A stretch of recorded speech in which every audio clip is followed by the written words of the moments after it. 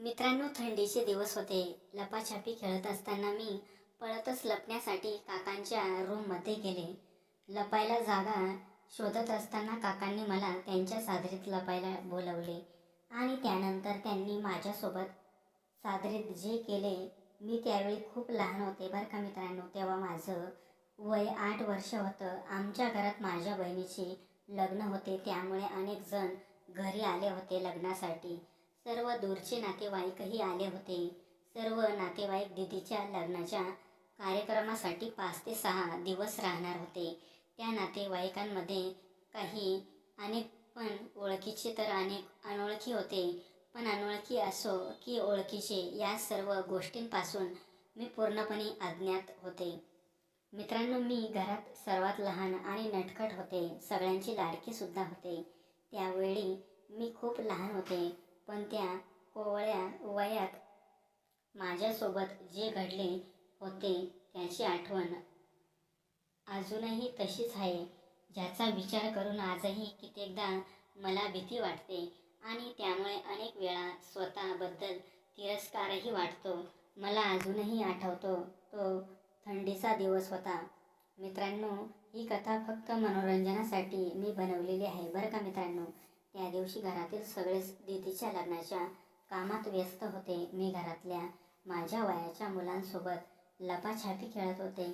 माझे काका ही आमच्यासोबत खेळत होते. मग त्या दिवशी ते पण आमच्यासोबत खेळत होते. तेही अगदी आमच्या लहान मुलांमध्ये मिसळून गेले होते. नात्यात ते माझ्या वडिलांचे दूरचे त्यांचे भाऊ होते. त्यांचं लग्न अजून झालं नव्हतं आणि सगळ्या लहान मुलांना ते खूप आवडायचे. माझी त्यांच्याशी चांगली मैत्री झाली होती. ते माझे खूप लाड करायचे माझे काका.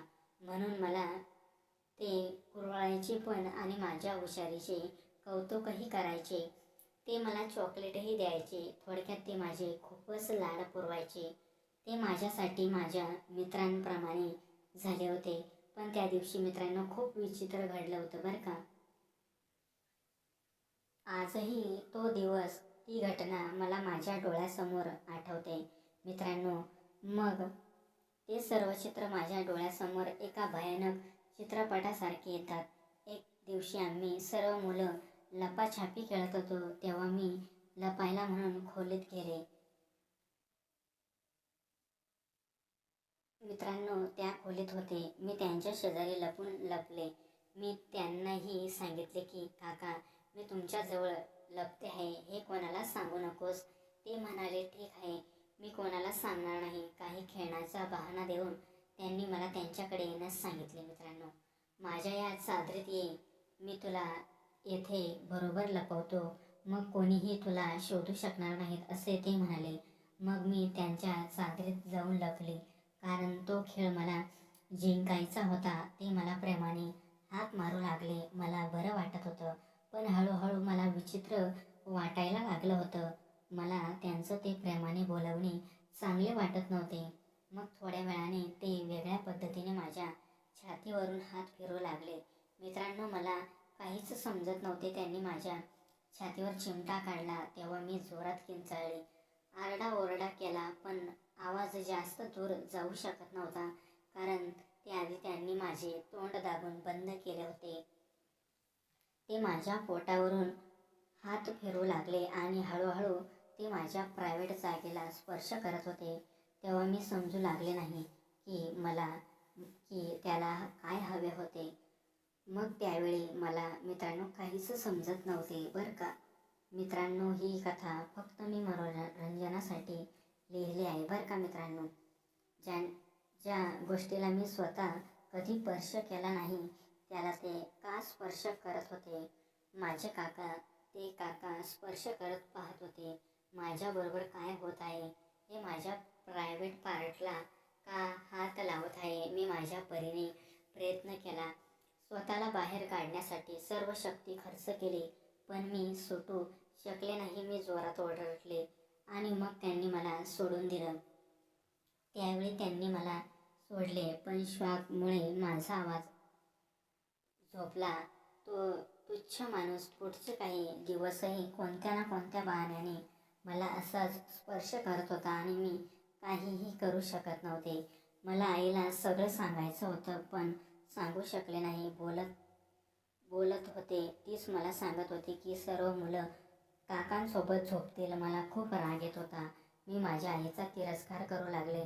ती माझं ऐकतच नव्हती. मित्रांनो, शेवटी माझ्या माणसांनी माझी बदलती वागणूक का दिसली नाही आणि बदल बघितले तर दुर्लक्ष का केले जात आहे. आईने मला बाकी काही प्रमाणे घाणेरड्या पद्धतीने स्पर्श करण्याबद्दल का सांगितले नाही, ज्याला आजकाल गुड टच आणि बॅडच म्हणतात. आई माझ्यात आणि माझ्या भावांमध्ये कधीच कुठला भेदभाव करत नव्हती, पण ती विसरली की मी मुलगी आहे आणि असे अनेक बदमाश आजूबाजूच्या घरात आहेत. फक्त बाहेरच नाही, ते आपल्या घरातही आहे. माणसासारख्या किती मुली असतील ज्यांना शारीरिक आणि मानसिक छळाचा सामना करावा लागेल असेल आणि कदाचित त्या आजही तो त्रास सहन करत असेल. मी ठामपणे सांगू शकते, याची सुरुवात कुठेतरी आपल्या घरापासूनच होते आणि हे आपल्याच लोकांकडून घडते. मित्रांनो, पण आपण हे कोणालाही सांगू शकत नाही.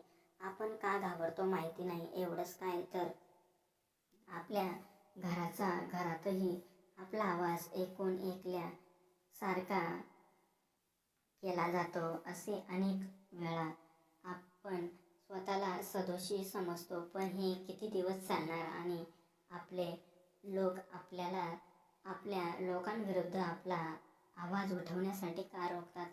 अशाच गोष्टीमुळे ते गिल्ट आयुष्यभर सोबत घेऊन जगावं लागतं. मित्रांनो, पण असं किती दिवस? मित्रांनो, आज मला एक मुलगी आहे आणि मी न लाजता सर्व गोष्टी तिला समजावल्या आहेत.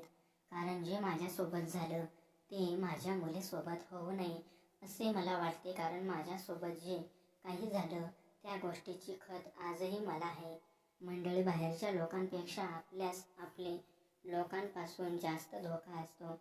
मित्रांनो, कथा लिहिण्याचे उद्दिष्ट तुम्हाला समजले असेल तर कथा तुम्ही तुमच्या मित्रांना शेअर करा. मित्रांनो, ही कथा मी थोडी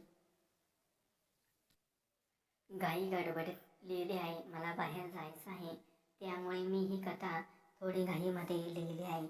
मित्रांनो, जर तुम्हाला कथा जर आवडली असेल तर मित्रांनो, आपल्या चॅनलला तुम्ही सबस्क्राईब करायला विसरू नका, बरं का मित्रांनो. तर मित्रांनो, भेटूया आपण एका दुसऱ्या कथेमध्ये. तोपर्यंत माझ्याकडून टाटा. सर्वांना बाय बाय.